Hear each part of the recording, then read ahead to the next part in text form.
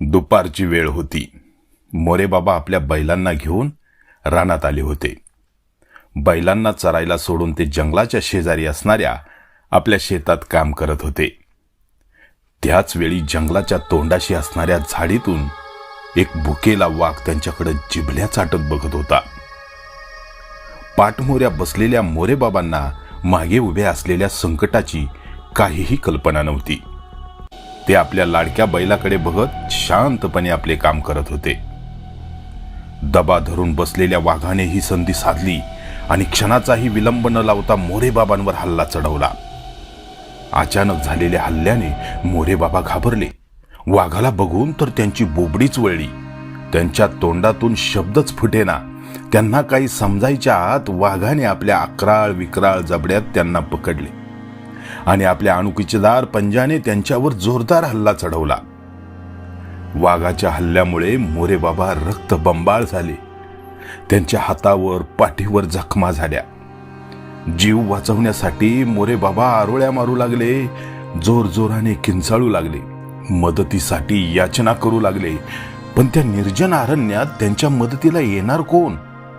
रानात माणसाचा पत्ता नसल्याने मोरेबाबा एकाकी पडले.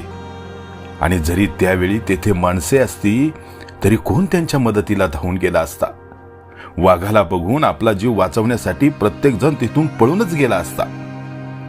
हिंस्र वाघाशी लढण्याची आणि मोरेबाबाला वाचवण्याची कुणाचीही हिंमत झाली नसती. इकडे वाघ मोरेबाबाचा घास घेऊ बघत होता आणि मोरेबाबा जीवाच्या आकांताने ओरडत होते. दूर चरणाऱ्या बैलांनी आपल्या मालकाचे ओरडणे ऐकले.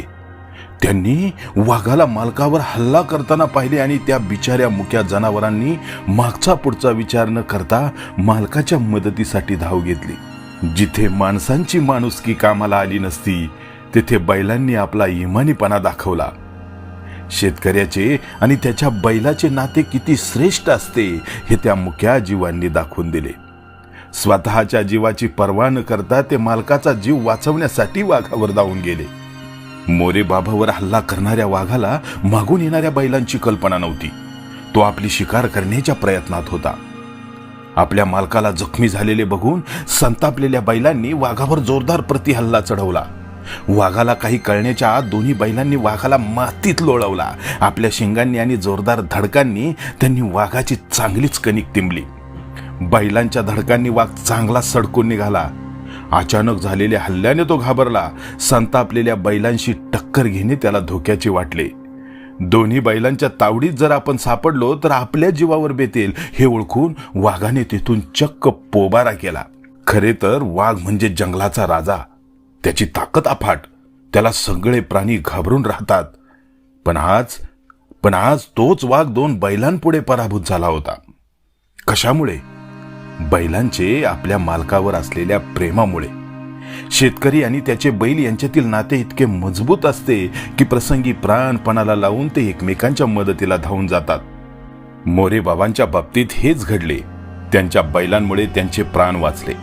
मृत्यूच्या दाढेतून सोडविणाऱ्या आपल्या बैलांकडे अश्रू भरल्या नजरेने बघत जखमी मोरेबाबा कसेबसे बैलांना म्हणाले, माझ्या राजांनो, तुमचे उपकार कसे फेडू रे मी.